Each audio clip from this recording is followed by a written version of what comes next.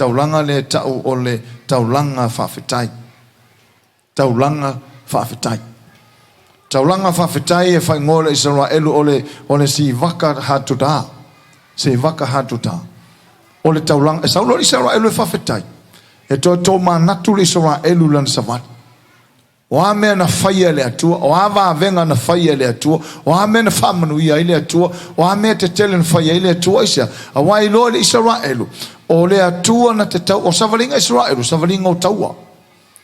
Tau ma lea malo, tau ma lea malo, tau ma lea malo, ia e tele la whainga tae savalia Israelu, a hoolai le tu waso whai whaftai, e le aise se whata mala isa, wai e la ngona le loto le tangata e Peru, le matautia le atua wa ia whaia wawenga mo latou. Hallelujah. Ole nganga na ole la tatou tala noa i le tai haole nei. Pula le oe po le ase me e kangoe e toe ki tua lau tei ia ona e toe wanta mata le lau savalinga o ina e fatu mai le tatou whaftai le atua. O ina e whai le tatou whaftai le atua. E o fo ia te auia. So stangata o le atua. Tofu tatou ma mea te tele o whaia le atua. O le nae a fuai se tatou taulanga whawhetai. Te lori Israelu he oa le talo lima whai ngoli Israelu o taulanga lulu. Wave offering. Mea nae e totono tuspa ia o loo whawasenga Israelu mea tau le wave offering. Mea nae o tangata malamala a o na whai la taulanga.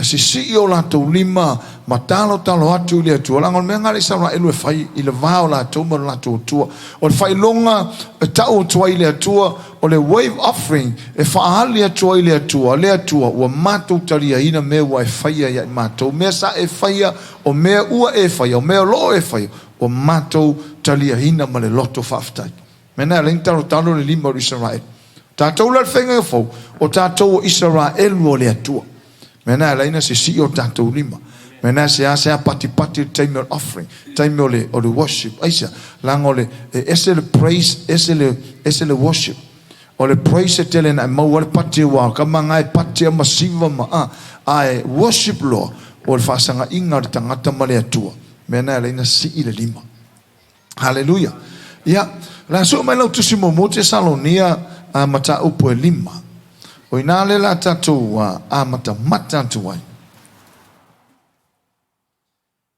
I le mene i tau o le whaftai, le nganga whaftai.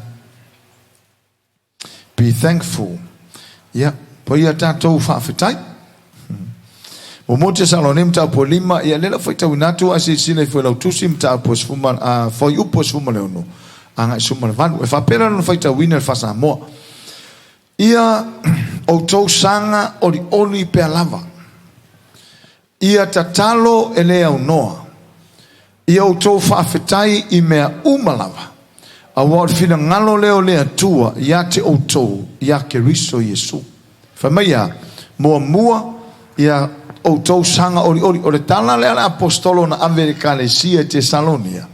Malana whamatalanga na whaile kalesia. Ia sanga oli pe lava. O na winga o le whaatonunga le apostolo mai le ngango le atua. Ia maua le kalesia le mea tau oli. Te iloa.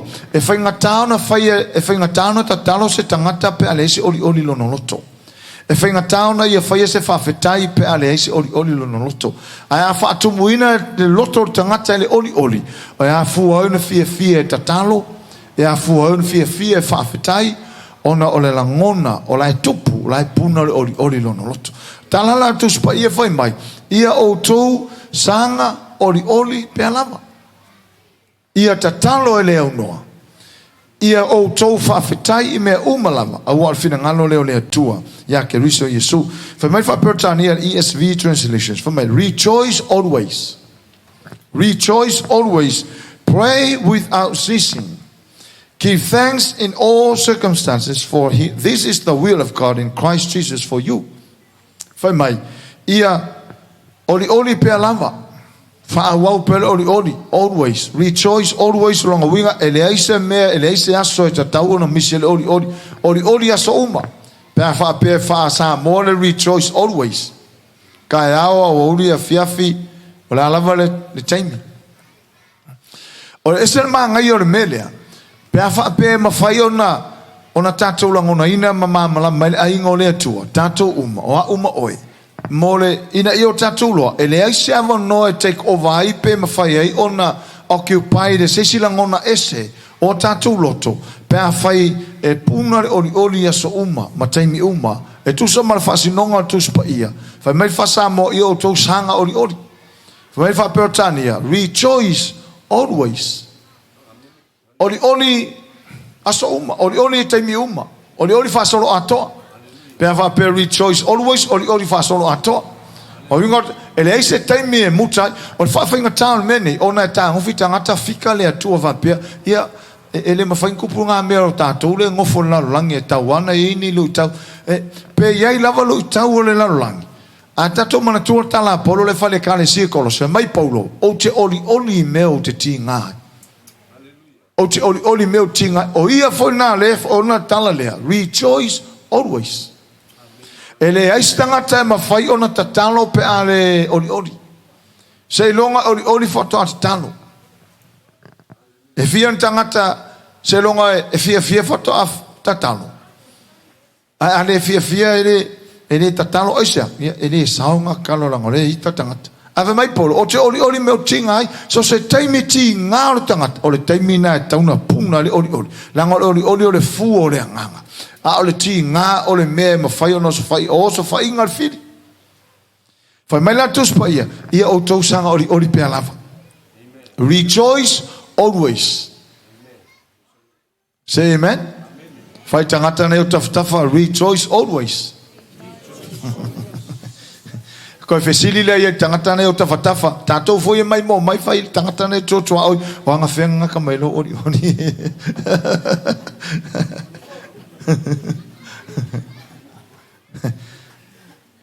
Awa ole merne ele se senga ori mal fia. O fia whaatupu se mea wholele ina ia waai e toi tau o toi la ta waai o na puna i lor fia ale oli ele hai pe le eise mea o na whaatupu o la to oli ai ona oli o le fu o le fruit o le spirit o le nganga o le fu o le nganga e le whaapela e whaavesenga ina mea tau oli ma mea le tau oli o le fu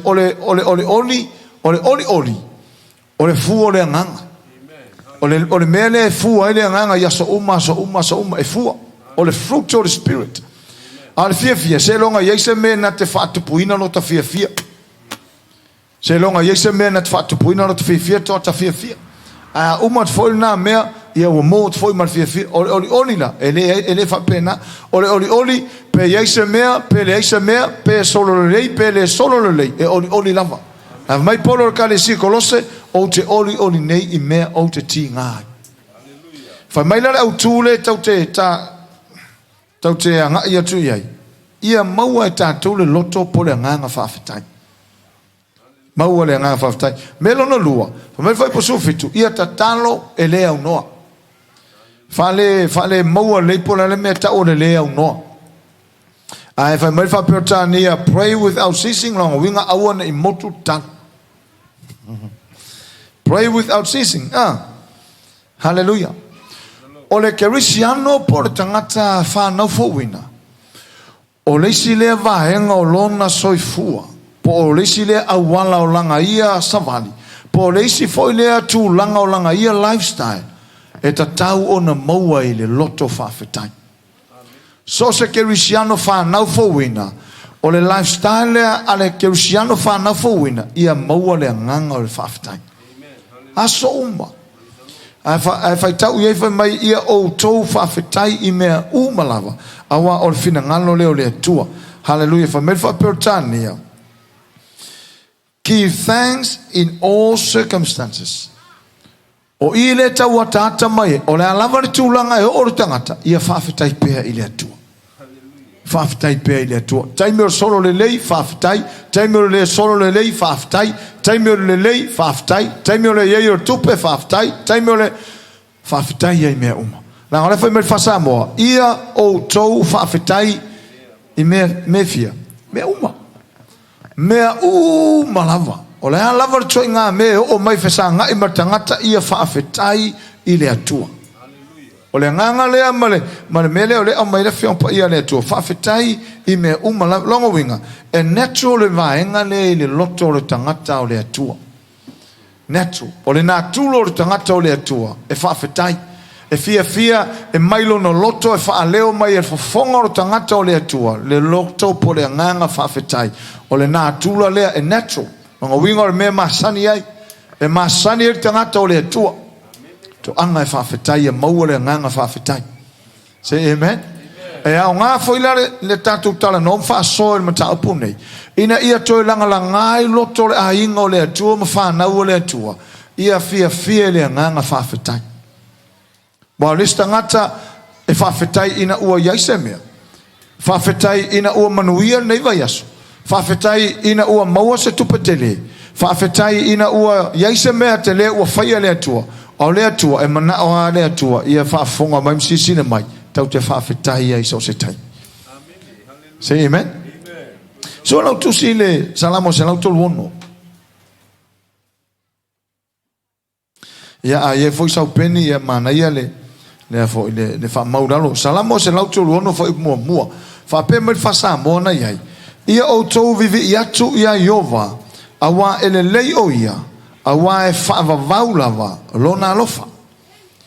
Okay, fa Samoa na ia o tou vivi ia tu ia Yova. Awa ele lei o ia. Awa e fa vaulava lona lofa. O fa pe tania la the New Living Translation. NIV lo fa pe mai. Give thanks to the Lord. Give thanks to the Lord, for He is good. His love endures forever. Give thanks to the Lord. O lea o onga mai ua wha manusi e iai le mafuanga na lai ona whai ele whaisalamo le melea. Lua reasons ka ua le ta ua le whaisalamo I. For mai le NIV, give thanks to the Lord, for He is good. His love endures forever. For mai le New Living Translation, give thanks to the Lord, for He is good. His faithful love. His faithful love endures forever. O le lofa whamahoni o le atua. E whamavau. E le aisa mea ngata mai ai. O le whaisalamo la. E lana salamo. E lua mafuanga na lai una whawhetai le whaisalamo. Mua. E loa le whaisalamo e le leile li. E loa le whaisalamo e le leile li. Na lai whai mai. Whawhetai. Give thanks to the Lord, for He is good. Reason mua e loa le whaisalamo o le li le lei. O le atua le lei. O Yehova le lei, whai lola na whawhetai le atua. Tau whapele la ngono tātou la inga o le atua, I o loa le lei, o le atua. E le lei a whasolo atoa. Wai a ona le mamalama tangata o le atua menei, e whato a fia tangata o le atua e whawhetai. Ina ua yeise melo na lima whapea, e le lei le atua. A whapea pea le yeise melo na lima e lewa yaso. E le lei a le atua. Mena le fa mai ai. Give thanks to the Lord. O le reason mua por mafuanga mua le na la yona fa fetai le faisalamo. Mua. Wa I Lord faisalamo le leile ali. Ya, o esi lo fia le leile ali. Talo mai le o lima. Amen. Tatou e mai mo mai tatou ainga le lei o le li. A fai o mai mo mai e te le la ver covid. Le lei na o le li. Tatou foi o la ver covid to malolo. Le lei ana o le li. O mata tu nei matu malanga ile so farile na matu ti ele si pito na fa ti e fa mata le au va ngal matu soli ko kikile misi se no uma se fale fo ka I lua ka I kodu fale fo I au tafal men ro fo ngo fale ai mai tawina nei tama ainga la langi ma news fasal la mai o pa o mau lalo tama ainga la lang a o fale la fa ka mingi ele manolo.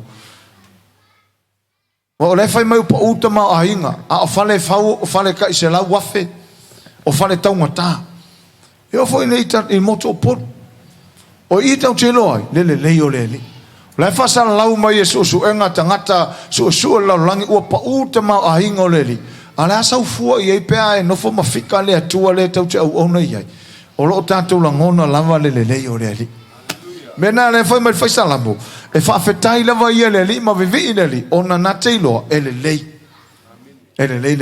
risen longa lua por mafu angalo na lua e Lord fai salamo o le alofa fa maoni o le atua e fa va Whaavavau. Hallelujah. Mena le whai le New Living Translation o le faithful love o le atua. His faithful love endures forever. O le lofa whamaone o le atua. O le lofa tu mau o le atua. E whaavavau. Vai. O le tasine mafuanga te tau oina fia tangata mo molilo na nganga whaafitai le atua. Mua i o tātou loa e le leile ali. Po afa fita au le whengai ma tātou o halu tau o savalinga i o tātou loa e le leile ali. Awane i muta li tātou whaafitai. Tātou toanga e whaafitai ua leo tātou loa e le leile ali. Ai kango nge e lisi lalo mena whaia le ali mo o e tausanga i kei loa ke le me misi.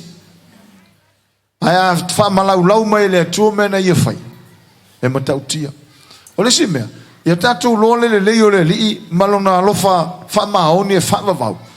O lo tātou wala mai i aso umo nei o langa fika e tangata le matua o lona soi fuala iai. E le iei se aso o tātou whala mai iai o sava vali manu wherelei ai wherelei manu taarewau. E le isi taimi o tātou whala mai iai wo o le taimi e tauna hala au lai pong sāpia. Lei au mai e le atua me uma. Tele nisi taimi e whaitio tangata e fofonga le atua. Au lai whaasoa e le atua lona le lei lana whanau. Te lo tala a tāwita. Whai mai, e siri atu le amana ia o le tangata e le atua yaso uma na i lo le whaitau whai one o le sam. Ai alo ngei lai tua o le leo ne lai lu sau lu tanga o ne whaapea. E te lema whaitatu whaitaua. Ai whai mai tāwita, o le manatu o le atua lai manatu mai ai, e matua ova atu lo le o matawhanga. A whaila le mwhain tātou whaitawina o ne ono matawhanga pe a tātou whaisina lu tanga lai titi whapea. O ne tātou whika ina leo le anga le leo le atua ma le lofo le atua ia tātou ia so. Sili atu lo le ono matawhanga. Say amen?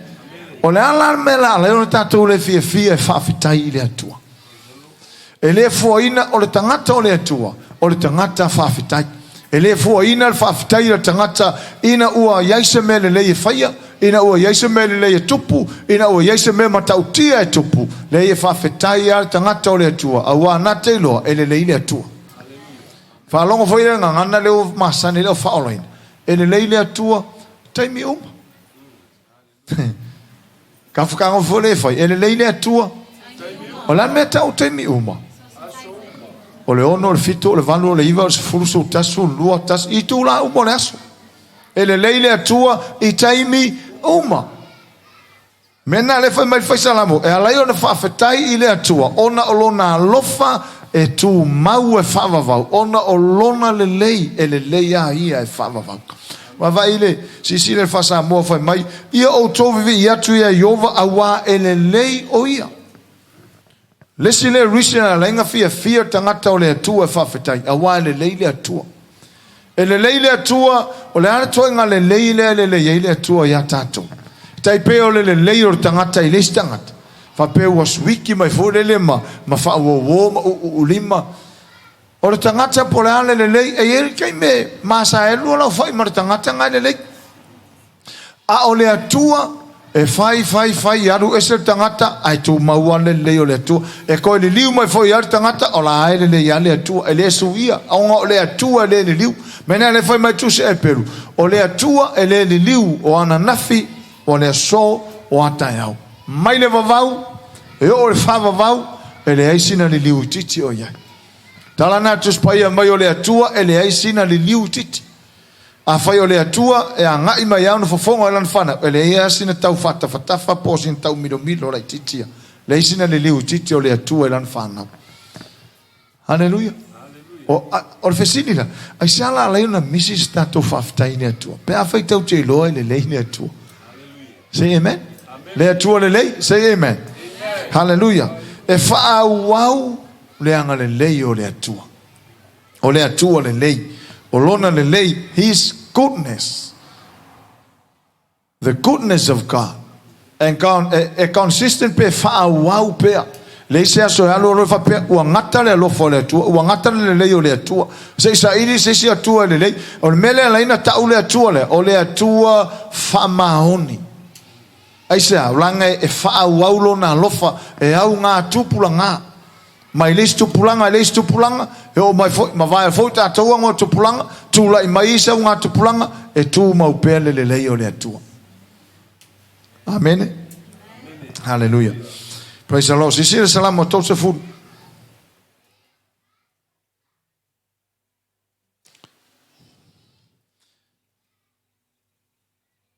Salam mo tose fu. Ja. A fai tu va ai le. Na tu se so so mai mo tanto.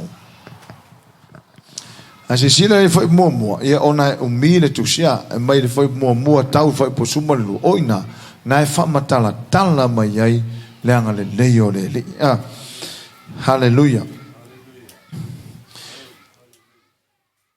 fa mai le fa Samoa e yo vai o te vivi ya tu wa e fa ina wa ele tu ina atu ye wa ita mai ya tau ya ila to mita ya la to mita mai ya tau yo vai lo watua na o alanga atu ya te oi ona e fa malolo ina ile ha yo vai wa e ava ya te au ai le tunga mau wa e fa ola ina ne yo wa wifo ile lua.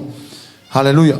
Saulo foi po fa o to na ona tangata mi o tua yo to pe pese atu ya yova ma yo to vivi pe amana tua lona pa ia a wa olona to sa o se emore matalea a olona alofa tu no o le ola lavalea e afe ane le tangi ile afiafi a ole alanga fia ile taiao e afe ane o ile tele io pese ole fatu mai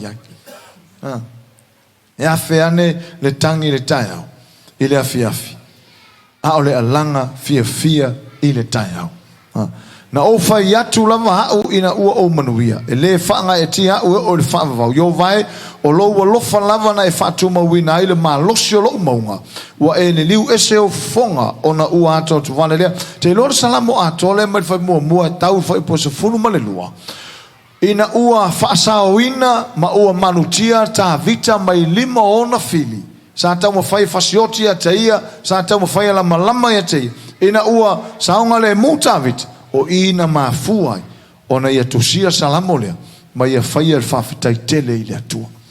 Amen. Na ia fai el fafitai ile atua mai fai busumalua ina pese atuia ya te oe lo mamanu malele mapu yo vai lo watu o te vi atu ya te oe e fava vaulava la me ua laina fia fai salamo e fai nan fafitai e fava o fafitai el fai salamo mai e fava vaulava Lalma fu angolo na fai o fafitai wa lave ina ile atua lo na ola mai lima ona fili wa lave ina Yehova o ia mai mesa se manu a fano ai e ile salamo tavita fa mai e ui lava na savali levane o lato lot tele io mena tamo fai le file fasioti tavita o lana fafitai ile atua ina ua lave ina Yehova lo na ola te lo nisi mele tau fia tangata le atua fafitai awa tato wa unia leisi tai au fou leisi tai au fou po leisi aso e tatau ona tato langona le nganga fafitai le atua telo tangata mo moi le po la malo se fiu fangu tai au wa mali liu ai vi ia le li e malei fu mal tangata le atua leisi tai au fou le fai longa le e tatau ona tato fafitai le atua ya la se meu fai le atua mo tato uma nei tausa ila na tausinga e o le tato wanga ia tu taulanga e o tato fe au manga luenga e fai le aso te lo le anu ta vale o la matia le ola ai ato tau no manuia mai e le fa fitai le atua so se me tau teo iai o afe au manga luenga e fai le aso ma le aso ai a mahea wa i le aso manuia me uma solonga le lei le se taula vea le se afaina e le o tasi le fa fitai le atua vai tele o tangata se longa ya afia fatoa mana tua le atua se longa ya afia se longa teia se longa na vea se longa mai on fatoa mana tua lo le atua a waso solo le lei e anu lava pe foringa o ie ona malo simale ola te lo mele le tele na ngalo tangata a ona mo ma lo si maleola e peia o ie ona le ola mal malos e alu lava e fai lava me loto ia ai se ilonga lava ia se me tuta ia Foto atau mana tua lole e ia ile atua. Amen e keusia. O tātou la, o le aonga o le mata upune loto pole nganga whawhitai. Ia lea unoa le tātou whawhitai le atua I sositei. Tātou whamasani o tangata o le atua. E tatau ona masani whawhitai le atua I teimi umolas. O isi fo I teimi le mawhaiona whapea tate alu le pasi e vai uma maa tangata o si lo talima whawhetai Yesu. Ale alu le pasi. Nei tate alu o lo taloto atoa o lai ko ngeki aku I le atua. Te lois tangata nau e kalesia, tangata nau e tawa I ho o tulo I lisite. E whapena winga o istangata o istapoi. Te lo mosalemi. A alu mosalemi lan tamale. E lo lea mosalemi e talo sulua fata vale mosalemi a mai masian tamai ka peta na I tafta fola wala. To tule lo ai fola. Failan faftai. Failan tatalo. O le tūle malehanga tangata mosalemi I lo la tau fōtari tonunga. Ai asa tari tonunga o le keusiano o le atari ima le afine o le atua. Whawhitai le atua pe a whaitau te manatua o ia so uma. A le tele o tangata whaolaina whatoa manatua le ali pe a broke. Whatoa manatua le atua ina ui eise mea mana oi. Whatoa manatua le atua ina ua tai eise mea ina ua ho o mai le mai. Ona manatu lola ia lea e o mai ngei mai le atua. Ia te leo tau o fua le atua o mai le mai. Peo silo motua na homi. Wa alua ia lona loto ai o lona tai e whawhita auni te o whai mai. Wa sasa ia le atua. Wa ona mea wa whaia Iova. Ai le I whaia Iova ia. O ia anga. O le tani la o lona whawhita auni ma mena o ia te ia. O le taui o le lona tūlai maru ese mai le atua. Whapena uma e o mai lesone, e leo suia le vena. E tūlai lo tangata manu e se hatu mai totono le Jerusalema. Ia pealu e se hatu ma petele ema. Maua loa I whawhita hauri. A tala noa ia petele ema, tala noa le whale whalawa o le atua. A tala noa ia Jerusalema, o tala noa le ai o le file mu. Te le la tangata tūlai mo esem petele ema. Mele na len tu la ina o mi mo esem petelema wa le ma faina fa fetai ile atua ina o yai petelema fa longo wa onge tu lunga ho la le fa mai la le mau no ese la mau tele me ai o Jericho tele me ai o ya tu no ule o mo hapi ka ko yai ai wa ngalo petelema tu la ilo alu ese ma le fa falawa ai alu lo la langi alu ko lo afie o tele lo fa fita ule tutupu ai fai mai lo wa o ona me wa fai Iova ia te ai le lo o lo na lo tona lua ele o ma malamala I tele o tangata e alu ese lo tangata mai le petele ema mau lo fa fita mana manatu lo le ai o le atua le ua ha wa I mai le ai o le tau I lava o si mea lava ia ona ua alu ese mai le mea la I falao haleluia alu ese fo tangata mai Jerusalema I o tangata fo lea o le a fase tangata fase ti apolo tato mana tuar tala o kamalenga ese mai Jerusalema fase tangata leanga le ala ai sausa le via ese ai sausa malia anga le leia o le ata le o telo tangata so tangata o le tua ele mana o fa fetai le tua ai fia vai lo maunu ia le me halu ia ala le fa mai le tua e mau e fa fitau o fa malu si au mo tatou la ingo le tua tatou fia nganga fa fetai fai le whawhitai le tua, say amen. Whatalo whai lo tua au mai whai ei o tā ua tangata fie whawhitai. Ia, vi ia le lei. Sile salamo lusu valu. Salamo lusu valu. Amen. O lo ia ia whai upule ia ona le. A e vai mai lusu valu. Salamo lusu valu.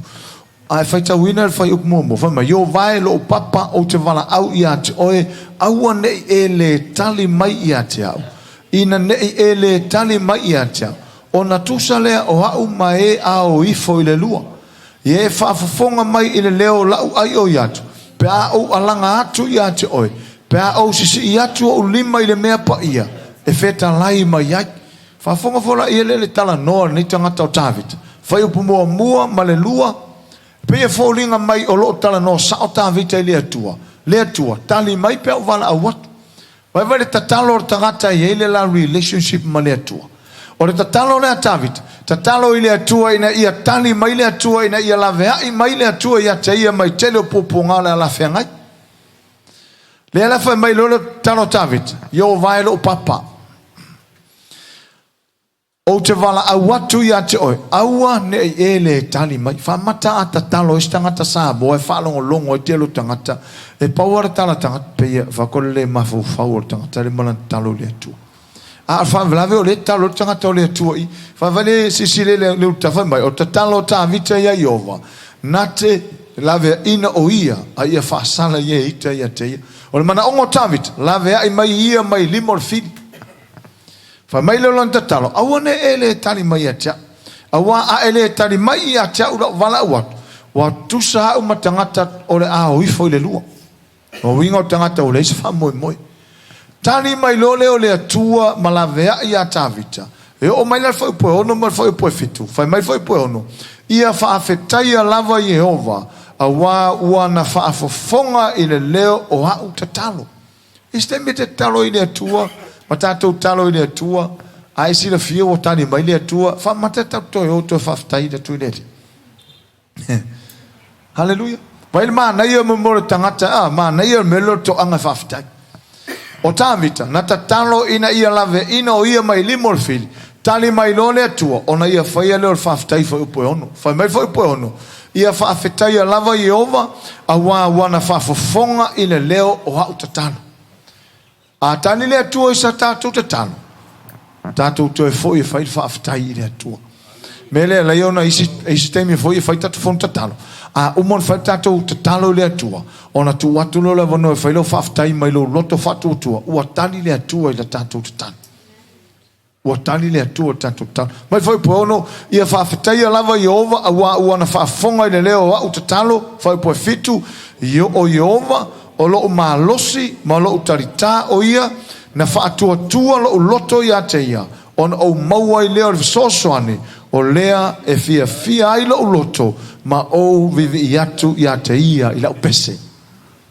mai mo tangata fa fitai ya na ngona ile loto ta vita fia fa fitai ole fa potani o le mauna fa mai le ESV. Blessed be the Lord, for he has heard the voice of my pleas for mercy. The Lord is my strength and my shield. In him my heart trusts, and I am helped. My heart exalts, and with my song I give thanks to him.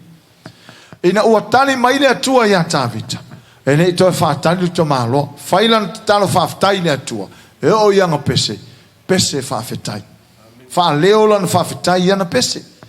Resile me le fa vai ma ye tato faftai faftai le tu awai ene lo ya umena fa le tu i lo sunga ene lo etele sila firme na fa le tu mo ar tato faftai fatas o lo sila ma ye le tu me wa ya fa ya tato tasi ai tato ale o fa fong mai wa ala langa tu la na fa na u faftai wa tato pepese atu le pese faftai vai fa o profitu fai mai foi po fitu vanga murmuri lava o lea fia ai lo loto ma o vive iatu ia te ia la pese ma o fafta iatu ia te ia la pese me le la fia tatou pese faftai fa marsia e foi la ingo le tua usu lo pese fai faftai ma tua to watu ia le lusa la pasene o tatou loto se i fa leo atu upo pese tatou faftai Fale watu upo pese e isi taimi ele mfaina mau stato wa vanoa fa estato fa aftai ai o lama le pese o fa upunga le watu pese o fa le watu upo pese ma te ele o tato fa aftai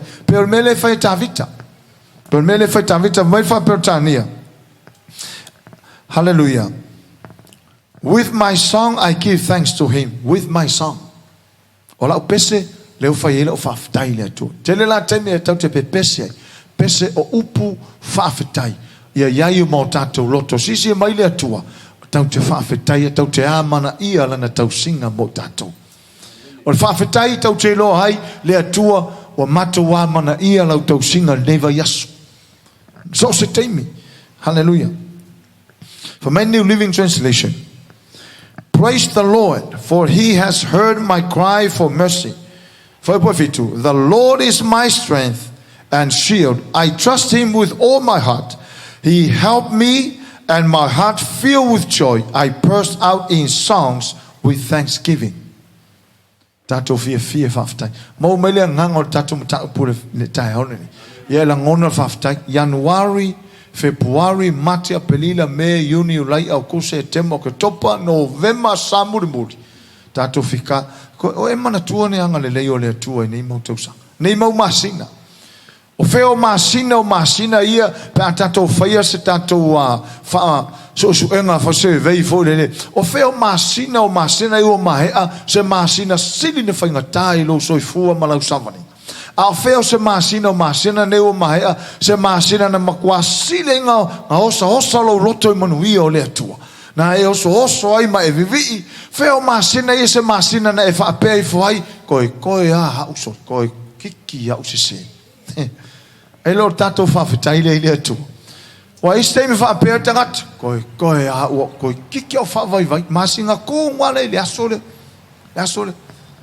ke lo fa pena o la style o au fainga o mea umore aso ke fa mau wina e ele talwi ke kango kusi la lo mea a ora isi ke mi fo ke ngofo masu so ko fai cowboy e la si ke mi ka ke vai ko iso le anga le leio le tu le masinga kongwa le nga kupo le me le anga le leio le tu le vai so kongwa le ngo kinga inga ngo mai ai ko a woki ai ma fu o ne fai se fa fetai le tu alleluia le leio le tu e lo e ta vita fa fo ila na fa fetai le tu ina ua whaafofonga i lantatang.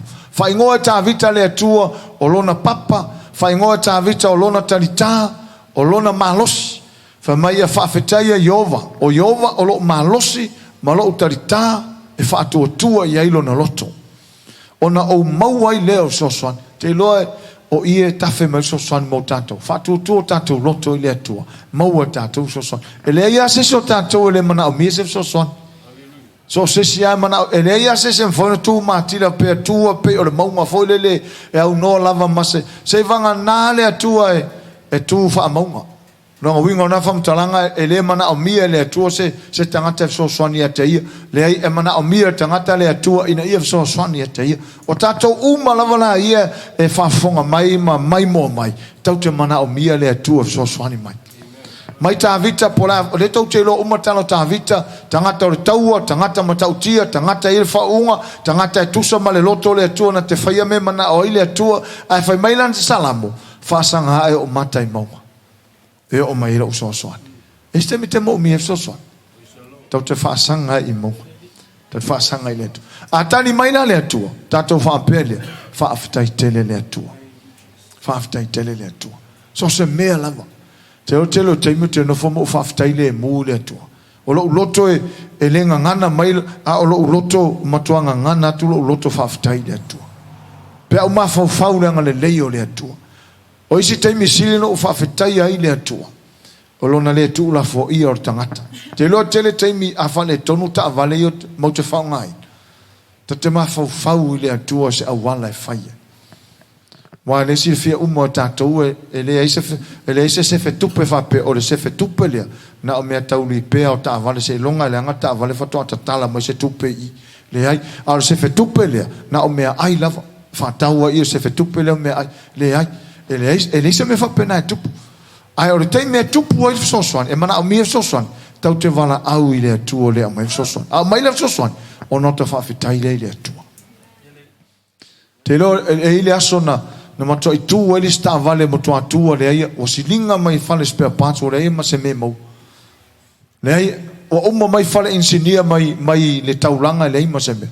ele sono no fo io fa pe o le a o le one pito le o le a la val fale engineer fa singo mai le tu e tau o le fale na o le mo so o walu lo o walu o tai o le sipito no o le ai ma se fale o to le liu mai o kamia ko le piko o waku wa mamaula walu yuto lo leanga o wala ele ima se faling singia o ko foi mai o na o to o mai ai tai au to fa sanga to le tu ta o vale o foi mai tasia ta mai ta vale pa taxi o la te lo atu o tu lo fa longo tu lo o lai file mu o solo muli lo tu o tau wafe tu asavali mai matangata o fa mole mole sa fale engineer la tu mai tua fa mai I fa engineer okay o tangata yona ta o mai lengo e ni la telefone ta o mai telefone nei ma se menatia o saulo o vala aulo te lo tangata na sau nia le tua ma wal so soani le fer wa il tamali au mai le tua lo loto te lo ina ua ma ua so soani o fa fetai fa tu le tua fa fetai ai lo le fa fetai mere awon e fa tau va ya tato pola se me tau te manato fa tau va le ia langa le fa tau va le tua lan tau singa ya tato o isi tangata fa fetai ina ua ma ua se metele ma fa ia se metele ana I me hiti ana I me mai tala Yesu a fai le fa maoni tangata ile ma moni tangata es fa perfeo na ia tausia le olo moni le tua ale fa maoni me aiti e fa perfeo fa maoni mete on mele o le asta mai me tupu fa ftai le tua le asta maftanga wa lungo la ai fa ftai le tua o le ase vai o mafau na maua lungo le taimi fa ftai le tua ia maua le aingo le tua le meta o le nganga fa ftai so se me hallelujah say amen tato va vai le luoko nito mata opoe e lua luoko nito mata opoe lua ma lo lava le sai tato va vai le fenga fo ai ano no I me fenga tu ila to a je tato va vai le fenga fo man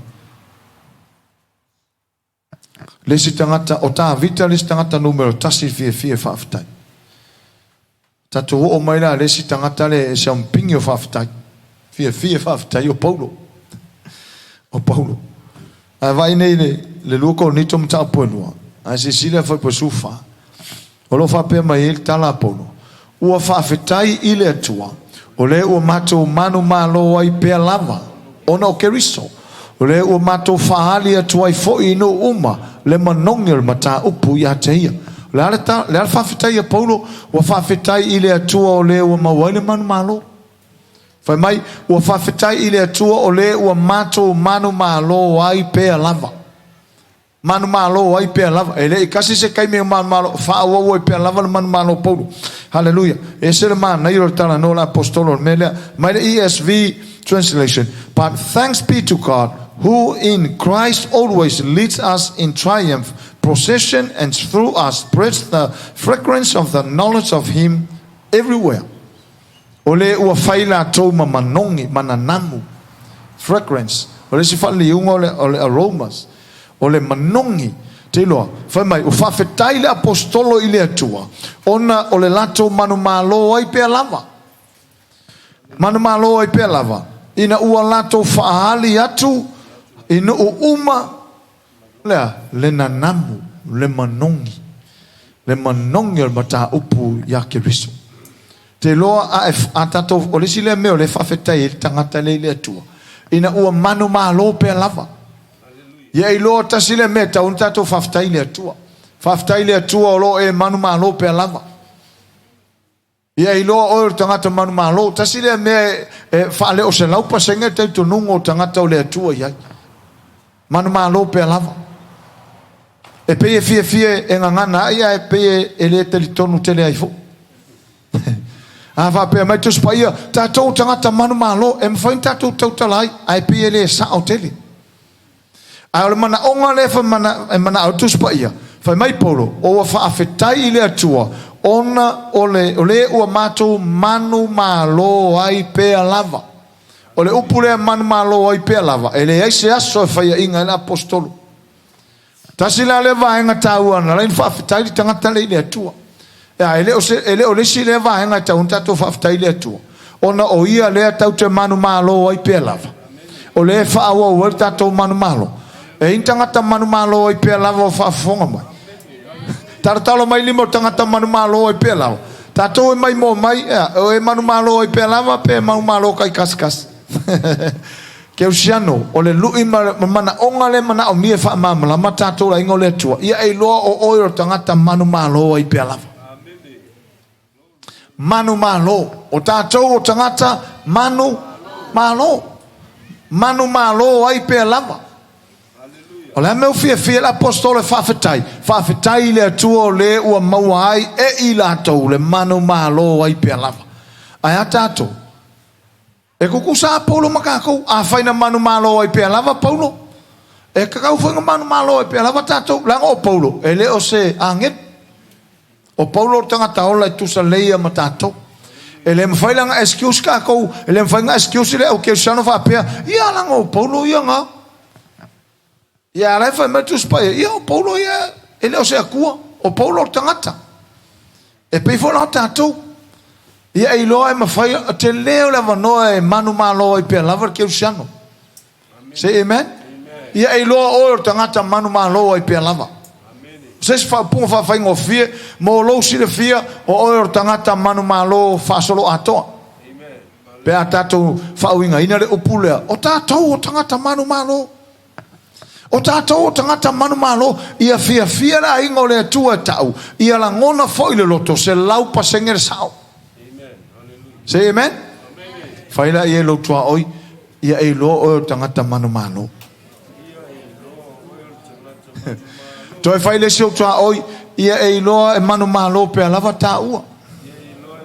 Tātou e mai mo mai ea. O le aso ngai le ua langa mai ma ta opu nei o tau te whawhitai e le atua. Ono le manu malo e pe lava.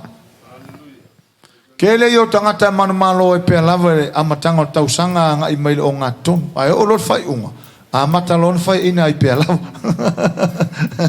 Awa foi le la o ma falong longo ma uma nge fa sole o le si mena ta hu le pokala mena ma o le mo mau ai ma nga fo te le nga wa fa wa fo le wa fa na fo winna ma o talia yesu ia wo nei la le po wa tala no pe o to tala suala wo ri fa mai ia fa fetai le upo le atua ia ona o le vai tau fule nei, te mi tonu ane, e a mata tuwaina whetā, ngisi tini whangu tono matu atu. A lea la wale a lea to whetā, ngisi tini whangu, a lea la tangi e pēle le vi inga o lea tua. O le uinga fore whamtalanga, o ngai kasi ngai vai kau e pe foringa mai e, pe foringa mai fone le pe se vai kau ua māsangi ai, pe se vai kau wingo tangata, e le ie pe a kau sa oia ngā mea, vai kau o ngā o tangata vai kau kisimas a ka ko mafau le winga upu kerisimas o le aso o keriso te tasi le mea e se le whano no hai le pongi sai le tele o tangata Samoa ona o le o tangata Samoa ona o le whafonga mai tangata Samoa pe a tau a fo nei video te loa a mai tauina nei a inga Samoa umalava e le fo tasi se ainga po le ase whalave lave tu ngā o la tau pa keki aku kupe fai aile fa velave o la tau fuafua me fai fa velave a fa ko kaule ma fai e kangaka e kongu ira o fai umu mara kama foi o nga sava vale kau yu ele ma fai fa pe ari se fe mo mai me ngari o le fai ka fa ele e ka ka wa nga ki ke va ka mo kau vai nga vale e o nga e o foi na nge vai kau o la tau o le kerisimas ai makua o ngā ia tangata. Ai o le siri nga whaangongoa, pe a whai e whaape nā tua I mas tangata o le atua. O na o whoi le whai ungo tausanga. Ia, ele lei lava le atua ia, ua mawai ato whoi le tausanga, maona le anga, ia o neu o toi whawhawina nei tausanga, ia nga mamoe mai whola ia le amatanga, e o whoi le vai kau whapenge. Ia wa maka foi nga pe foringa mai ole ko le foi le atua ale ele le fa solo ato le atua ai o filinga la tangata ia filinga ai a o nei na malama le tangata ile atua le loto fa fetai e to anga fa fetai o te le ele to tupu mele na tupu fa unga tau sanga tene Whawhetai le atua e le toi tupul mena tupul kisi masi tau sanga tene. Whawhetai le atua e uma tu lava kisi masi ma tau sanga fau o lo o manu malo oi pela. Te lo le si vaenga le winga le ngana e peru upu le whawhetai o le ngana o le whatua tua. Tu so le i o mai au e whawhetai o tupu. Ele i o mai au whawhetai o tupu. Whawhetai a le atua o manu malo nei vai tau aso fia. Hallelujah. Whaftai ale atua wa makua i o māloa ne vai tau. Nanga tasi nei vai tau feio ina o kesia. A tau watu ia teo, e le tatauna feio se ata lii, ma se a fafine o le atua. Hallelujah. E ele ese senga upu Christians, Kerisiano, ma le tangata sitiseni. O le Kerisiano e teime religion ai, e keime e ile nganga mapolotu. Langa o le tangata o la fer wai o ia Kerisiano, ala ele o hola fa Kerisiano, ala tangata sitiseni, ele aila e kukusa so umelo soifu. O le ese senga sitiseni ma Kerisiano, langa o Kerisiano, le upu Kerisiano, e na le fa alua pe fa tolong tau tuspaia. Pe fatasi fo un tau upu Kerisiano tono tuspaia. Le tau mai tauna pe anga fa luanga mensen upu Kerisiano tono tuspaia. Ai ova kuma fa se la unga tau upu city seni tono tuspaia. Lango Kerisiano e te me religion sai. E kai me religion e ele te me nga nga mama po fo kere mo Kerisiano e ka kere ai lokela nga lok. A tangata city seni e na te lo le lo na fasino manga mare me ia. O io tangata le malo, leila lo ngei o le ia hia malo. Fien tangata tatu whaalongo tu o io Kerisiano a ele Keriso le olanga. A whawhitai o tangata sitseni ile atua. Langa o ia a tau sitseni. E ke ngofo a Ngiusila. E ke ngofo Samoa. A ile aso ki poke o Ngiusila wa overstay Samoa. A sitseni. E for kai me ki poke ma tangata ma Ngiusila. Wa overstay Ngiusila. Se se ele ngofo angale. O sitseni le malo. E ke ngofo na ronge. A ile aso e ke alu e lo malo mondia. Hallelujah. Le kau ke ngofo le ronge. Ele aso e sau wai le vaalele ave kako. Fio mai le nganga pa ia. E si itia ma ave le ahinga o le atua. Ave sa o ele me ele malo. Amen. O si senila tangata mono le malo le atua. Me nga ele ni fai ngo oe lau sungo si senila le malo le atua. Lang o tangata mono le lang. Say amen. Hallelujah. Fa mai la tala tus pa ia ua faafetai i le atua o le ua matou manu malo ai. Manu malo ai pe lava o le sile vahenga to fa manatu watu faafetai o oe tangata manu malo. Tartalo mai lo au. Amele fai fatasi upu nei mani ta ele lo loto. Le atua ua o faafetai. Wa o tangata manu malo ai pe lava. Ona o Keriso Yesu. Le atua o faafetai.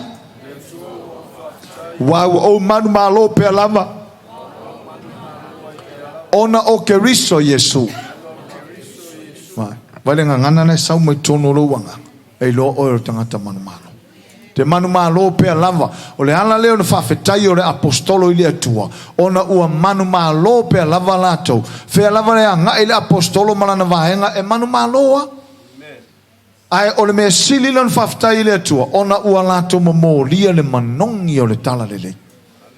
Te loa e mori mause tangata e faolaina mataria Yesu. Wa e momolia le nanamo le tala lele. Hallelujah. Fai tau foi le fai tau fatasi foi le fai upo suma le lima. Ole mena. Fai upuna sufa lua konito e lua al fai upo sufa. Ia tato fai tau ina le fai upo suma le lima. Ia awa ole na namu i matou ia Keriso i le tua. Ye faolaina a toa mai o malaya. Si? Wai mena faafetai e apostolo i le tua. Faafetai ua manu malo pe lava. Ua fai ila tau ma manongi o le tana lelei. Manongi o le mata upu a Keriso. Wa vai stangata ai uia koe o kafa ai sa sala le mangongi o sanga fang. Pe, whenwha le mau e lau fangua. Whakora ngā ngamu sole o lau fang. E mo e lau fang. Lai le ngō lau fang. O le tapri upu TV. Whe mau ai. Ai sea, langa le wanga ngau fia mau langa kasi alfa pasipe lua e umana so ako mango. Ke loa, e ke fia so kafo se kanga ka aile le mango. Ale tala la apostolo, faafetai ile atua, o le ua matou manu malo ai pe lava, o le ua matou faali atua i fo ino umale na namu po le manongi, o le mata upu ya te ia. A onge nga fangal fang sau ke whaalongo aku le oka. Ko a kau le mawhainga ma ngawa le mangongi manga. Malo losio fang. Me ngai asavali ka nga ka fōrele le awala e fefe vale. Ke au songi mangongi ke mongi. ke e kope kope sa vat ai le lol mangongel la vole le ri or po le evergreen ma ese so sa vale fa penga fa no ko nga ngamu mo evergreen ke fa ma chor ke mong Olong winga lai lo tangata. Piyang okay bonge bangongi mano luksu fupenga. Asau na fai busuma lima. Fai mai fai busuma lima. Awa ole na namu imato. Ya ke riso ile tua. Ye o faoloina. Ato mai o malaya vai. O Paulo malawa apostolo. Wa faila to mana namu ye o faoloina. Ko ku wangela ule faoloina le fai ngo I o e malaya. Kwa akirenga ngam. Nga winga e makua fire I le meila o faoloinga e makua over foi le fire I o le meila o le faoloinga o le o yeila la o le faoloinga a le upuna ina o e o malaya fai mai e na namu e o faoloina to e na namu e o malaya o le upu malaya o le tangata e le iola lo na nganga o lai to tonu le anga sala o lai fia fai le anga sala o kamana le o Paulo malanga vaenga makua ngamua Masani tatou Samoa o le fia wasu mara inga le mukuka le sang ke falong ko ngala saur mangongel kaleve kasi ale falong ko kuka le saur mangongel kaleve aisia wa fa o waku fala maka fa mangongel yang ina wa maka ngambu sauro mal mong or kaleve ia pe fai mai or papa kiu ke falong ko le wa ele asu vole fa so mangongi mel papa kiu fa pe ngale fa ngole apostolo mele ole na namu ua fai ila tau mana namu ke lo ese ka huon mele e tau fon tato faftai le tua ua fai ta tau mana namu ya ke riso fai lo tua oi fafetai le tua fai ta ua mana namu ya ke riso amen fai ta ua mana namu ya ke riso ya ko savali ya ko meka ngaka Kali suing or kang akali so ke yo for sui so kwa fa ko kwa isui kang akasui ya sui mo iso kwa kusala ke anga ia ko ke savari aku a ole kala ngoanga kang kala fa so e yo follow sui mai so e yo o for sui or kang so sa ufa apele or kaimenge or kang kala mo ke yo for ngale yo for sui aisia la la winga menga wa makanga kaia le isu bangongi o ke riso ngamo ke riso e sila ko rok savali ko fai mai kamala asavavani mai pe a ka fai yaku o ke fai avivi mai kamala pe a ke fai yaku e lavar kalanga ka mai pe ia fa alenga ngamu ai ese manga io se me ai o fose sia o e sia so ke ala ko ka ulanga lu fe ka ma sa wo ya so fa mai to ke o fo so le lo so iso ia nga lo lo ia le a fia la ka manga ngamu nga wo ye hallelujah wa o tatou fa pena e ai wo mai matangata masani ai e ke ia le waku ho sisi kaimia ke vai mai wa sua pe vai ko so pes fa fi au mai wa makanga la ngonga wa afia na nam langa ese fo ia skailinga e Paulo mele vai la mele fa ftai Paulo la ma fo ma fa ftai Paulo ile tua mua wa fa pena no manu malo te lo e alan tatou manu malo o keris o le tua on o keris Nga luanga fai ke riso mele na fai mai tala na apostolo fa ftai le tua o le tua ma waile man malo e pe lava ona o ke riso wa ui mai le tua fa nga ke riso o le mani mai o ke riso la langim fala va au sa taulo o lato uma talia fa to tua ia o nane a fu man malo mena le ta o le tua to ta o ke riso fai mai lo martus pa ia wa fa fetai le tua o le o mawali man malo e pe lava ia mo to fa hale to e fo le manong yo mata o pokeris saulo suma le lima wa tau tino la apostolo o la to o la o ia mara uso le lauteo wa fai la to mananamu o le sile lu i mo ha o mata to umba ia fai ta to mananamu ya keris uia ko I kai mangongi fa solo a ko ia le uia ko I kwa manga il mangongi o fango ia le ia uia ko I e ke riso uia ko I e ke riso uia ko le fa pokonga e ke riso sa fa ia kongo pasi e ke riso o so kongo pasi ngamu mai le va pasi sel pas o so ko I le me o so fa fa ngaluanga ngamu ma ko fa fa ngaluanga o mangong ke riso fa solo a ko everywhere langa ke alanga o fai ngo ina fai upule o le lui mo o matato uma langa ke ka ngaka ngamur farsa ai anu no ko le me anu ye le ngamuro O le challenge le moha. Do foi fe au me aru ia. Ia ngamu. So foi lau sunga me ke su ia. Ia ngamu. Ngamu ke riso. Hallelujah. Awa ese kai me o mai tangata le lo foi ke fa pe kai e lo kuia oe. Vai mai so. Ava ine mori mau ala kama ka ke fa lonko loko. Praise the Lord, praise the Lord, praise the Lord. Mori mau ala kama mau ko ala kama ngai ke fa pe le loku i. E loku i. O so ava le halu mori mau ka kinga kupu ka so le halu mori mau ke va ko le ke ka fa ka kalo hole. Fa lonko le loko ke minga praise the Lord, praise the Lord. Ai ko ngame fa pe le loku i. Ke la kura ingu kai. La ngongor fa au ke minga. Praise the Lord. E ke fia falongo tala a Ioane mai tala Ioane ele ai so fia sili ina ua mau ela falongo falongo ila ufanau e sava vali le upomoni ke lo a o tu se tala fa pena ya tatu matua mai vi ia le se o kali le ngo va ko la ko so swangi susonga va ko karango fa kanga e ke ola se na ngono se ta mama stina ai o se li puti fa pena ngal fa pe fa fetai tele la vale tu vi ia la wofio a se kala fo le pe o se ri poki ia ku se alu tangata sa mali poki a fara ku fa la kala kama i se lu le fa va ai le kai me o mai ele o se tala le o le tanto fa fetai le tu fai tato manana mo ke riso hallelujah fai fa tasi tato mo ta elo tato loto fa fetai le tua wa fai matou mana namo ke riso ko fai fa kasi fa fitai le tua wa fai ya mana namo ke riso ye o fa olaina ma e o malaya amen ma ngai nga confession o fa fitai le na fa fitai le tua hallelujah fai tatou mana namo ya ke riso se sila ile e pelo sumane lua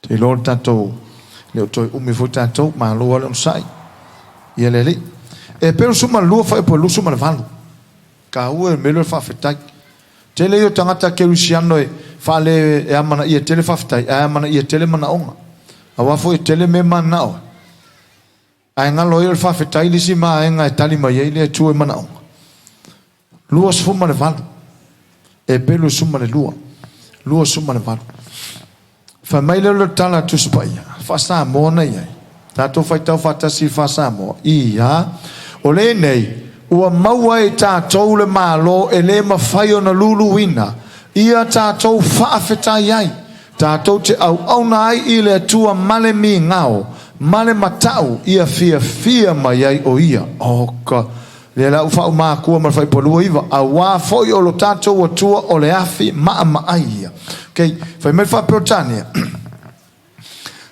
New Living Translation. Since we are receiving a kingdom that is unshakable, let us be thankful and please God by worshiping Him with holy fear and awe. Mai fa Samoa. O le nei, o tatou mau e tatou le malo le mfanuluina. Unshakable kingdom. O le malo le mfanuluina, o le malo le sfale unga fa mo le malo le mfana vesea. O le alan mafuanga o le tala tuspa ia. Fai mai le tustala e pelu. Ia tātou whaafetai ai. Whaafetai e sea. Whaafetai ua ia tātou le malo e le mwhanululuina. O le anei se tātou tala e whai pe a whai o le malo le atua le tau te iai o le malo e luluina. O le malo e luluina o le whawai o le malo e mawai o le malo e whapenaona le tu mau. E le whai whawale tātou whamoi moi. E le iso tātou wha moi ai o le whaafetai whai mai o le nei ua maua i tātou le malo e le mwhanulu whaafonga vole tau tinonga a tustala ua maua e leo whapea mai o le nei o le a maua le ai o le ua ia tātou so sta ngata whanau whawina ua ia tātou le malo e le mwhanulu wina ea o iei sau whaafetai posa tātou whaafetai ina ua ia tātou le malo e le mwhanulu wina Hallelujah tahua i or tatou whaafetai. Whai mai la tala la apostolo, ala tustala. O le nei, ua maua i tatou le malo e le mawhai o na luluina. ia tātou whaafetai ai, tātou te au nai, mua, a whai ua tātou lole ia, tātou le mā lole atua, whafetai e sea, whafetai ua tātou iai sa mā loe le luluwina, whafetai ua tātou iai sa mā loe le mawai, whafetai ua tātou iai sa mā loe tū mau, tātou whafetai la ia i le atua, lua, whai meia, o ina e ma fua ona tātou au na i le atua male mi ngau. Nā luenga upu mi ngau. Hava i le atua. Au na i le atua male hava. Male mi ngau. Male matau. Waso ia nei malama tātou a whai tusi fo ia tusi ai ia te au le hava tele male whaaloalo tau ai male mi ngau tele longa winga o matua wha matala atu le mele le loto tustala e matua hava e matua whaaloalo i leo ave tusi le lau whai mai fo whatonunga tusi pa ia tātou whawhetai le atua ona leua iata o le whesini mo tātou o wompa angalo mai mo mai mas fo tātou a inga i Samoa o e tari tonu na ia o e le malo e le luluin o yeso se lau pasene o sau i oe o na ua ia o e le malo e le luluin o le atu le a sautan se si mai lu lima pea whai na ua e lua se lau pasene lo te tununga ia na ia o e le malo a mene le whai metus pa ia e le o tātou le o tangata o le lalo langi nei te lo tau tino no whalo nei lo ia tātou le malo a tātou e whoi nei whamatala uinga o le mele al memo tino le o tangata whanau fo wina le malo le atua say amen le malo le e tau mawhai e vava aipe a tau nuu mai a whea le e te tono o tātou le ua iai oe i to tono le malo so tangata whanau fo wina so tangata whaolaina lo na nganga ua iai o ia le malo ua iai o ia le malo e le mwhainu luluina whai mailo le tala tuspai o le mele e tatau o ia te tātou ona tātou au na i le atua male mi ngau whai le tapo inga e whai male mi ngau e whai au nanga e whai male mi ngau te lo o le si le vahenga sa wha mafa i le seminale sa malanga i sa wai ia i lor tangata hava i le atua mai tala tuspai e whai salama o le e whai ale vi inga mataulanga o le hava e ona le tangata le atua i le la maftanga haleluia ia sili atona tatoa e tatou valuinga le atua e le tatou langa leo fai mai au na male mi ngao male matau ina ia fia mai ai oia e leo whatauina maule ia matou ia tutu o tu au nanga le ai e whatatau mō tangata umai au fia atua i matangata i matou ia ngā lurui langa tele tangata au na e le hava e au na male le mi ngao ai mana o mia au na tangata male hava male mi ngao lale wingo la emea lale wingo le whauponga Ia o loa au na serve le atua malo uloto atoa malo ufaalo alo mawalunga e ave i le atua te lo istangata serve e pu le ala taupe o mai e serve pele ai te loa a whai wa o tangata ngalue ai e pu le au po ke sau o ke serve o ke le sau o le mena tau o le au na mane le hai o se hava le hai o se mingau so stangata au na so stangata ngalue e iai i le mea e whai ai tau langa yaso uma te lol Israelu a hao na whai tau langa i le atua o Solomona na ia whai tau langa e awhi i lumo le atua a o taime o Israelu whengantua e le whai ngō whia whai ngō tau langa fua pe a wha peo le povi tasi tau sanga e alwe whasi mai mata pena nga uma o whawhie ma le whata a e awhi tau langa e whai e le ma whai ngā whai ai ngā mawhai e Solomona na whai te lo tangata au ona e au ona male hava e o fo tangata vivi o lai au ona tangata vivi o lai au ona te le yo de mana alfa manino ya tatou mele mo no fo si le fia o te le mana o e au ne fa pungsa ina tatou vainga le te o le tangata vivi e failo o Israel a ona fai tau langa lai fa mo mule afima fa mula nga o me manongi ma fai le toto manu tam fai uia uma vainga uma tau langa e le so na nga yoi ya se tangata o le no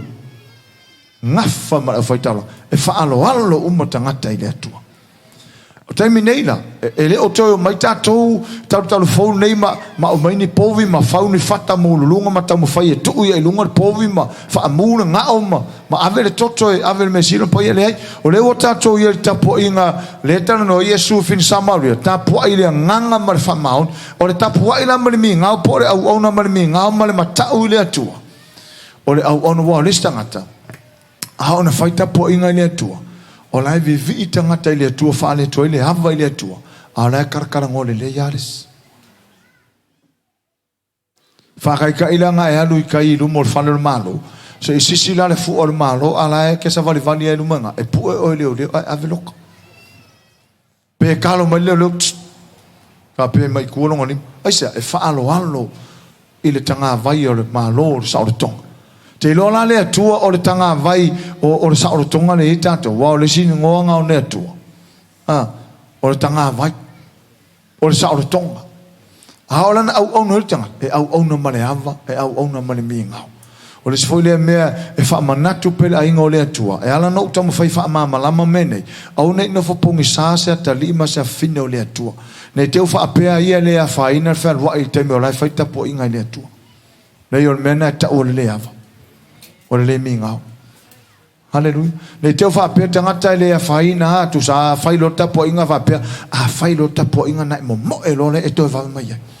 A failo vi inga na hanu lola ia le ai e le loa tangata. A olai mana tu o mai le fa upunga au ona male mingao male matau ina ia fia mai o ia aisia langa ele tala tu spa ina muri mai fa mai langa o le atua o le afi ma ai. O le afi, ai maai. O le pelu, e maai. O le afi maai, a tau le afi maai, ia. O le afi lele tafu i tua i o le tu noa ma tafu na isi vai anel taiau. E le maai. A o le afi o le atua, o le afi e maai. O le atua le o le afi. A o le simpo le failo mai e. Le tua inga matautia i le atua. O le mafuanga le na e alai ona au tangata marimi ngao. Male matau i le atua, langa o le atua o le afi mamai.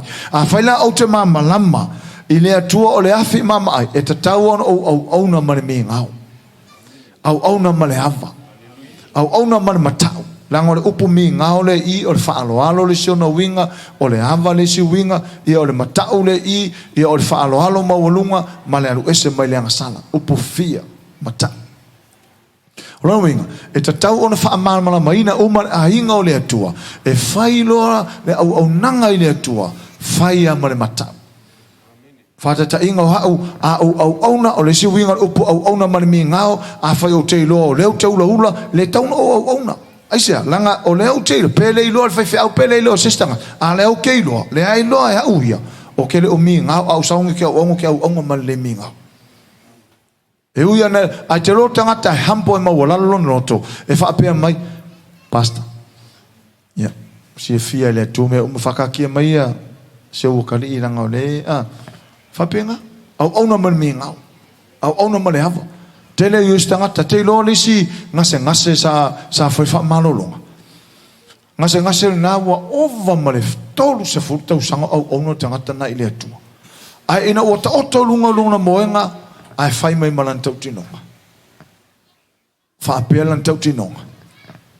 Sa o ngā lue malau pepa sikareti. Sa o ngā lue marita paa. Nei la ua o mai le sasa le atua. Ia awa i lunga le moenga. Ua matua tau whao le mai mare mangalo. Mai le tors futa usanga. Talu ona serve le atua. Serva marita paa. E ia upo Samoa, e tua ia ai whai mai. Ai ai upo tuspa ia, e leise me lilo i le atua. Ia ona o so swani lo le iai, mo whai atu iai. Aune e manatu ua sasa o le atua. E au ngā whuilau, le tala le nei e wha mamalama mai tangata o le atua. E le sasa e le atua se tangata ono se anga sala o ia whai. E to e sasa le tangata ia lava ia, ona o le mea na ia whai. O le sala a whape o hau, o leo te la unga atu ia te utou, ia o waluatu tua, tope si atalua, ia to sau ninga nā nei, to e la unga atu, to e latu tua, to e tope si stasi, ia malamulamu lau ti polo, ia to sau fo i, to e vivi, ia to pe ia e mo. Mana tuala, a o le aso e fua mai ai, ele o le sasa le atua ai ona o le result ua over le fa maoni le mafutanga maleli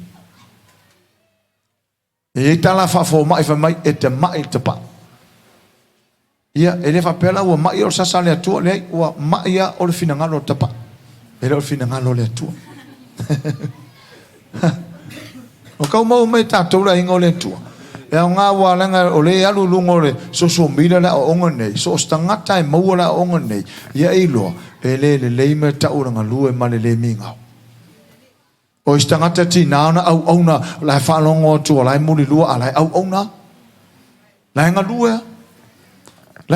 lue ma le mata ngā lue ma le mafofau e le o kai o ien ma malamo pasta le mele ai le o yai seme o lilo le atua fai mai fa afetai mua fa afetai le atua ua tatou yai le malo le mfanu luina lua fa afetai ile atua ua fa penaona au auna mane le mata au auna mane mingau le fai mai ia tatou fa afetai yai ile atua ma tatou au auna ai ile atua male mingau se fa punga au auna le atua male ava le se fa punga au auna le atua male fa alo male matau tele io tangata au ona e lisi au vaenga e fo lisi vai taimina o walo tuai o speaker lisi au vaenga na fai o tangata ma fafsanga o tangata tutule upu ai o lisi so o latu fai la unga ruanga o lautel watu la ta vale fai la unga ruanga lisi men ia au lat o la ula mai en fai ngaru o ma fo o tangata le sai o me fo sa ula unga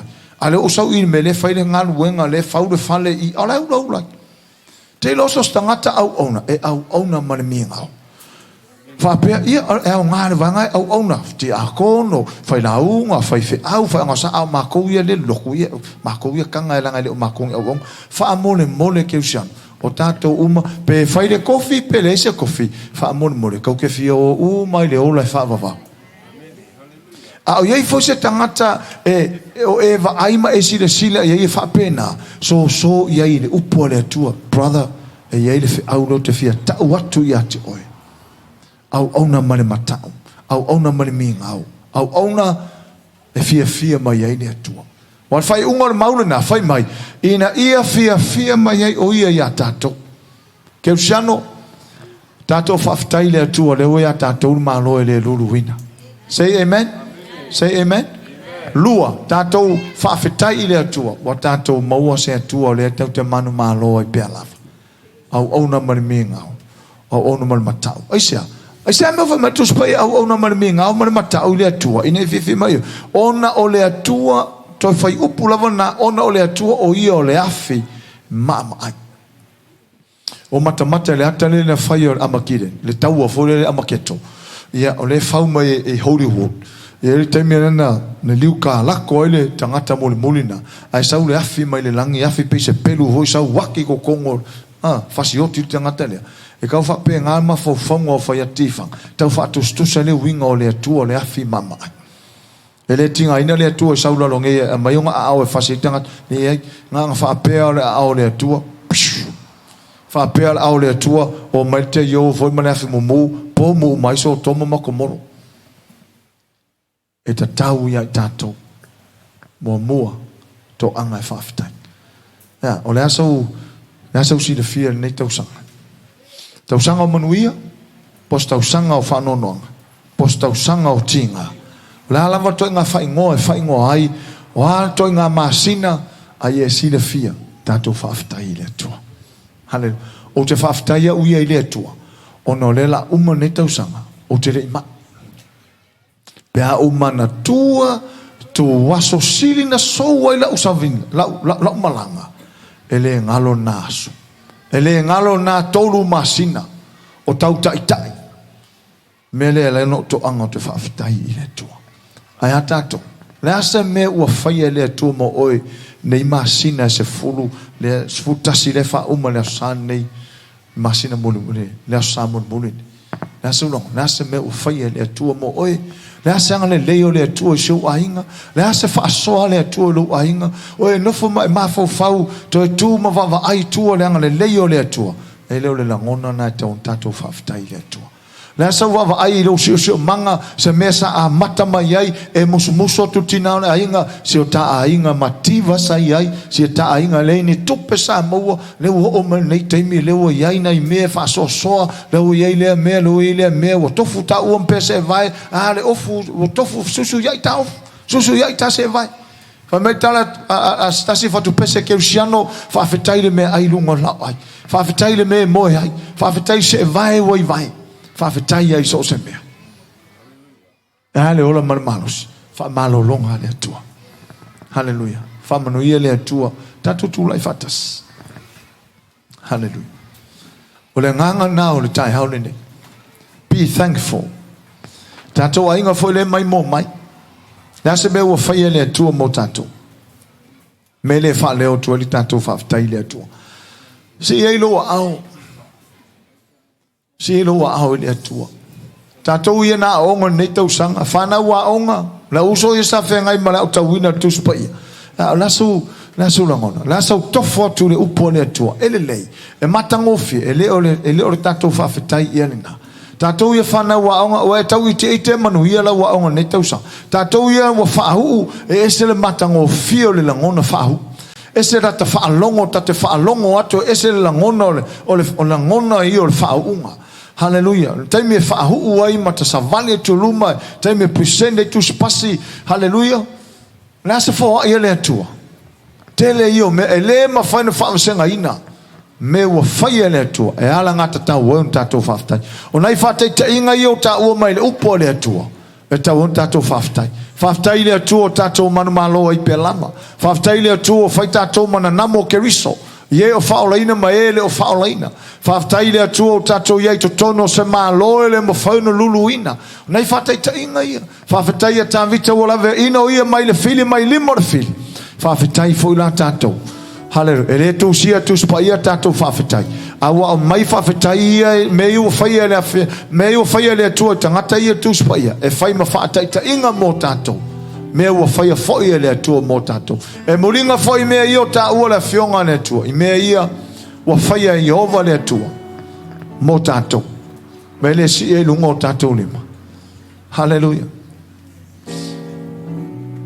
fa feta amai al peselia tatala tu le levano tu fa leo ala fa ftai au te popolo yo o tafa fa fetai le tua me uma wa faia ia mo lo ainga mo o la va io la na foai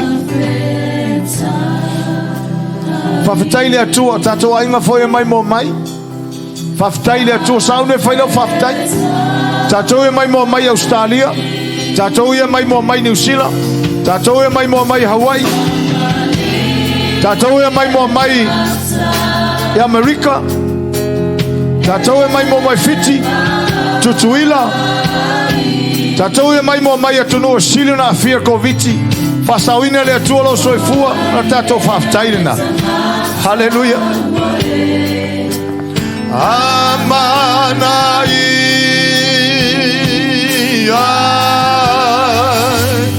wa e fa'au lolu tau masua lauipu fafeta sauni lo faftai tato uma o ya tato tato ingale mai mo mai sauni tato faftai fafetai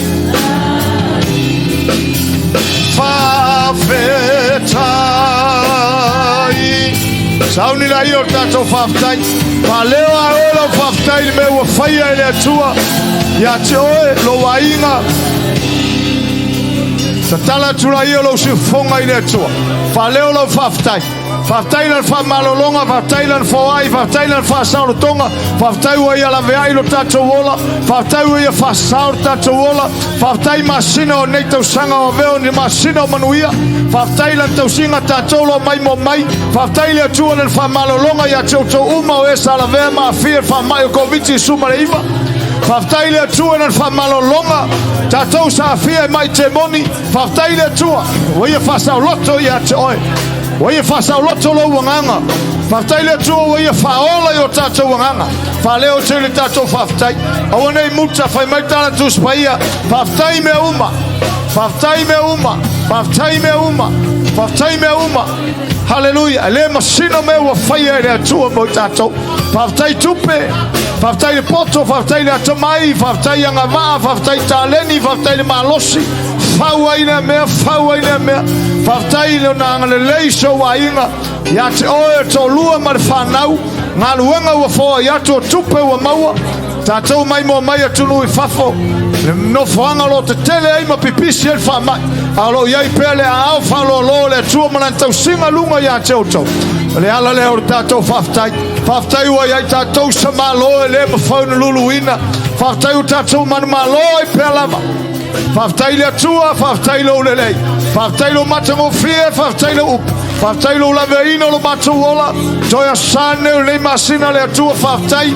Sa e whaia me lei na matanga o masina nei tausanga. O lo e whaia lava me lei ma me sile mo I matou. O lo e whamalolo ina o matou mai. O lo e whawai tupe lau whanau. O lo e whamarsia nganga o lau whanau. O lo e whamarsia loto o lau whanau. Whaftai whalingo la upu e whamawhanawhana ina ai lau whanau. Whaftai whalingo le nganga e taitai ina ai lau whanau. Whaftai lo lave ina o I matou mai le fili mana tonga fiti mana mai lei. Whaftai lo whao ina o matou tangata le o moni mai ate oe. Whaftai se oli oli wai tu ina mai. Whaftai se malo o matou iau se malo le mwhana lulu ina. Whaftai o la ua fio matou manu malo ai pelama. Whaftai o la ua fio matou manu malo ai pelama. Whaftai la ua fio mangalo ai o matou ngasala. Whaftai ua e tau ami o tonu ina I matou lau sila sila. Luma o whafonga le atua whaftai. Wa whailava I matou. Whailava I matou matangata tau ami o tonu ina. Ono lau le lei ma lau matango fie. Le atua e alu le taso le nei. Matou langi ina lau alofa ma lau wanga le lei matou whapeatu. Tama whafetai. Tama whafetai. Tama whafetai. Whafetai. Whafetai. Whafetai. Tele lama. Tailo whamalolonga.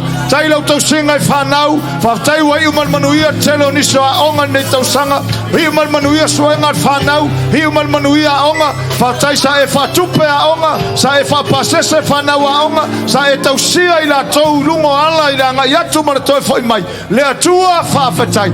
Si o matou lima ilo no whalima o matou whapea atu. Whafeta ai Yesu. Whafeta ai.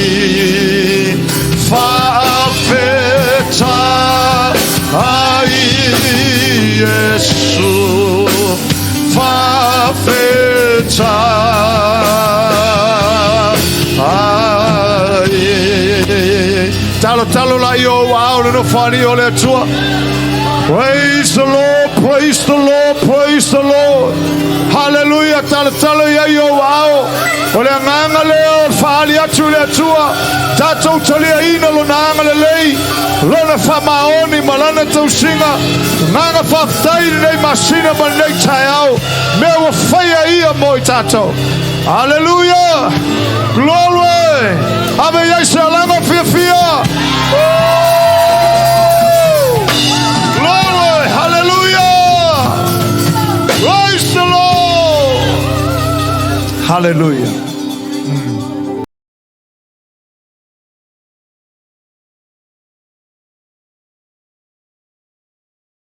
Matai masana e tustusia la no me tupu I la usavaling. Alu la to su. So e mai whapea, e sele le yo le atua. Ini stai me so atua malingi o loi mata. Le anga le o le atua. Lana foa I malana faso. E le aso e, ave o se aso pongi sa, ai o le aso, hallelujah, na so ai na mai e le atua le mana malama o le aso fo. Whawhetai ai le atua. Hallelujah, mai tala tuspa ia, e alua e le pongi sa, hallelujah, e alua e le tangi le pongi sa. Ai o mai e le atua le fia I le au. Amen. O le ala winga o le atala. So se teimea te langona ai no whanonoa. Sa haune a watu o le atua swahau o le oli ma te mai. Amen. Ma e whapea I fuai. Ta ma whawhetai. Whawhetai. Hallelujah. Ya, whaamanuia tele le tua toi tasi ato tangata fia.